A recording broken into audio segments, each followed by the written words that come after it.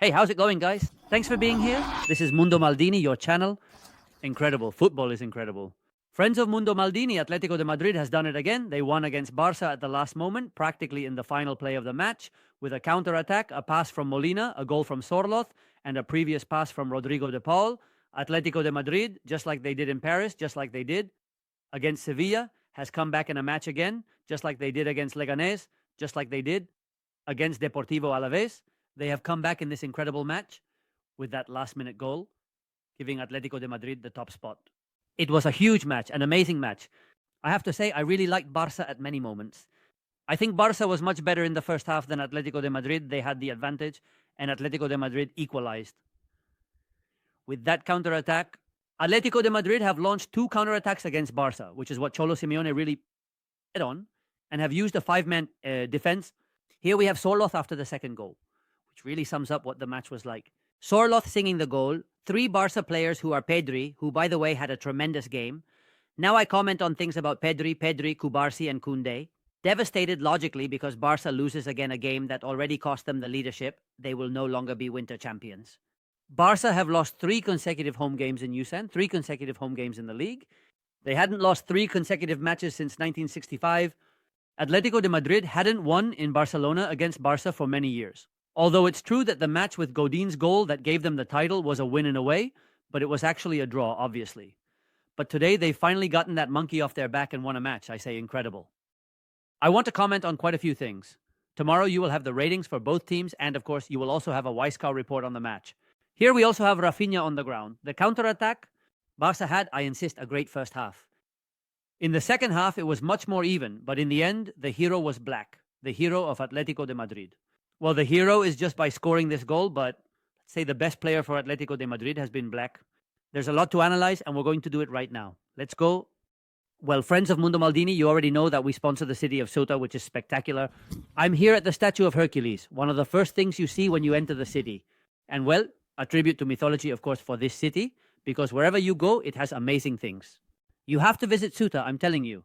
It's going to excite you, it's going to surprise you, it's going to enchant you. Let's talk about the match. All right, let's go, friends of Mundo Maldini. Before we look at the starting 11, here's the play that led to the goal. The pass is from Molina, the pass before De Paul, the pass from Molina to Sorloth, who finishes it off.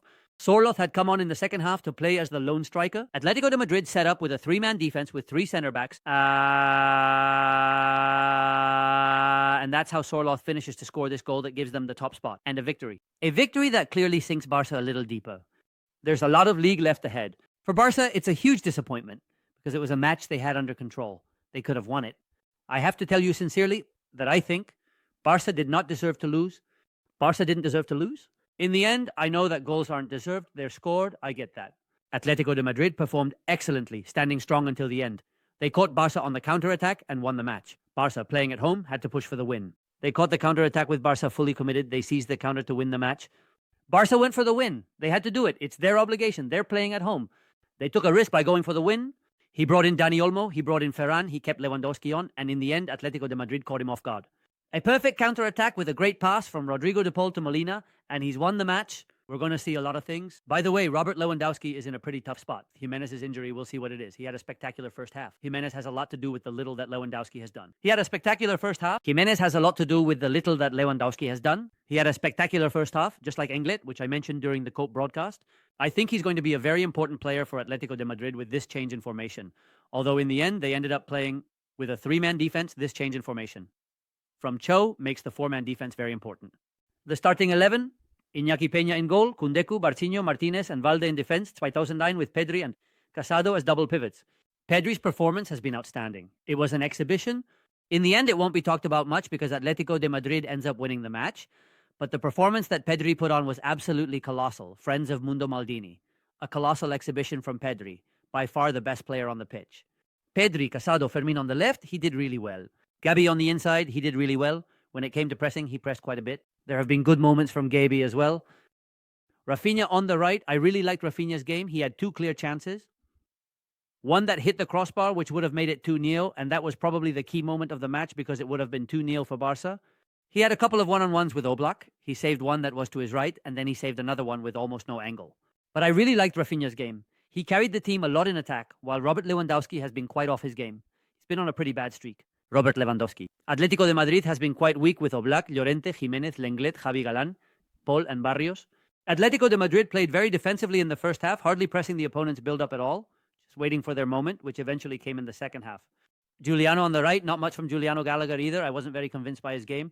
And up front, Julian Alvarez and Antoine Griezmann. I know Atlético de Madrid won. Friends of Mundo Maldini, I know they won. But the reality is that Antoine Griezmann had the worst game he's had, by far in recent times. That's right. Well, we're going to talk a lot about Atlético de Madrid and also about Barca's recital from Pedri tomorrow in the Weisekout report. Let's discuss Pedri's performance. Pedri excels in Barca's 4-3-3. Casado drops back, Pedri advances, Gavi supports. Pedri has been fantastic because Barca has really played a game of March 4th many times. If we analyze Barca's setup, we'll see. If we go back to the field, friends of Mundo Maldini, what they were really doing was having Casado drop back and Pedri quickly looking for that higher position, with Gavi sometimes playing in a 4-3-3 formation. But Pedri was always looking to get to the edge of the box, getting close to the area. And here he was very damaging. But Pedri was always looking to get to the edge of the box, getting close to the area. And here he was very damaging. Atlético de Madrid, which was defending with 4, clearly had 2 lines of 4 in the first minute, leaving Pedri 2 free behind. And they found some pretty clear balls here. Cholo quickly noticed this, and what he did was drop the line back. And they found some pretty clear balls here, and Cholo quickly noticed it. So what he did was drop the line back. In the first half, Atlético de Madrid set up 2 very close lines of 4, and for Pedri, it has been more difficult. But even so, the effort has been spectacular. Pedri's effort was spectacular. Scoring the first goal with that combination that was actually an unintentional pass from Gavi, because Gavi wanted to control the ball, and the ball fell to Pedri. But I tell you, it was an outstanding game from Pedri. Sensational game from Pedri. For me, outstanding, of course. You'll see the ratings tomorrow, but outstanding, of course. Pedri, without a doubt. Barca was pressing a lot, putting a lot of pressure with Koundé's high positioning, pressing high. Also pressing with Balde. And Atlético de Madrid in the first half was very deep. This is the goal, by the way, from Pedri. Atlético de Madrid was very deep in the first half. Without pressing, without daring to push forward, quite scared. In the second half, logically, the team was losing and they pushed a bit higher. Barca, and I have to say it, today missed Min Jamal a lot less than on other days. I'm not saying that, obviously, with Min Jamal, Barca wouldn't have been better. I'm not saying that. But I know Barca lost the match, but for me, they played a really good game today. Honestly, many times the result doesn't reflect the merit of one team over another. I'm not saying that Atlético de Madrid didn't earn their merits. They did a lot and ended up winning the match. But Barca didn't play a bad game today by any means. More like the opposite. In the second half, he looked very worn out physically. Ferran hasn't contributed anything. When he got into the left side, he should have gotten much closer to Robert Lewandowski. He hasn't done it. There's the goal from Pedri. But it seems to me that Barca played a really good game, especially Pedri, but not just Pedri, also Raphinha, taking risks as he always does. And they missed him less than on other days. I'm not saying they didn't miss him. I mean that they missed Min Jamal more than on other days. Atlético de Madrid didn't play well in the first half. They were practically at the mercy of Barca for most of the first half. And managed to equalize with a counter-attack. It's a mistake by Casado, who then left very upset. It's a mistake by Casado because he leaves the ball behind. Rodrigo de Paul arrives, and by the way, he had a great game. Rodrigo de Paul had a great game, and I often criticize him when he has the ball. I had a very good game for Atlético de Madrid. He also scored the equalizing goal, and then he gave the penultimate pass that made the difference in the goal. On 1st February, Antoine Griezmann was weak. Julian Alvarez didn't do much, but Rodrigo de Paul was really good. Sorloth came in, and they switched to a 3-man defense. And then, of course, Cholo's substitution was perfect. He got the substitution right by bringing in Sorloth and switching to a 3-man defense. Dani Olmo struggled to receive the ball. When he got it, he made inside passes leading to chances for Barca. Oblak played well but made 2 mistakes on clearances, which didn't cost Barca. When he received the ball, he made a couple of inside passes that led to clear chances for Barca.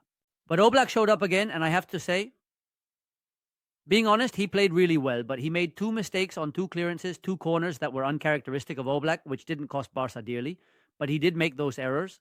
But in any case, Oblak has been a hero, just like Rodrigo de Paul. And Atlético de Madrid, friends of Mundo Maldini, who won an incredible match, given how it unfolded. They win an incredible match against a good Barca today, and are going to be leaders for now. Let's see. There are still matches left to finish the first half of the season for Madrid. They have to play that postponed match in Valencia. Tomorrow they play against Sevilla, but Atlético de Madrid has a good chance of finishing the first half of the season as the leaders. Let's take a moment. I'll be done soon. Let's take a moment to look at the match stats with our friends from Flash Score. Tomorrow, of course, you'll have A lot more data in the wide scout report, but just look at this. 19 shots from Barca compared to 5 from Atlético de Madrid. 7 shots on target for Barca compared to 4 for Atlético de Madrid. By the way, I haven't mentioned it, and I need to, that with the score tied at 1, Iñaki Peña saved a clear shot from Pablo Barrios. He also had that chance to put Atlético de Madrid ahead before winning the match, but then he had several more chances. Barca much more. Atlético de Madrid had 58% of the ball in the first half. In the second half, it was 66-34. That is to say, after equalizing, Atlético de Madrid clearly dominated possession of the ball in the second half. Football is wonderful, friends of Mundo Maldini. Today is a bit less so, obviously, for Barca fans, of course, but definitely is for Atlético de Madrid fans. Atlético Madrid triumph in Barcelona. It's the first time they've won in so many years in Barcelona. And Barca loses 3 home games in a row. The last stretch of the first half of the season for Barca has been catastrophic in terms of results and also usually in terms of gameplay. Tomorrow more, much more. The notes, the Y Scout report, and much more. Friends of Mundo Maldini. A hug. Bye.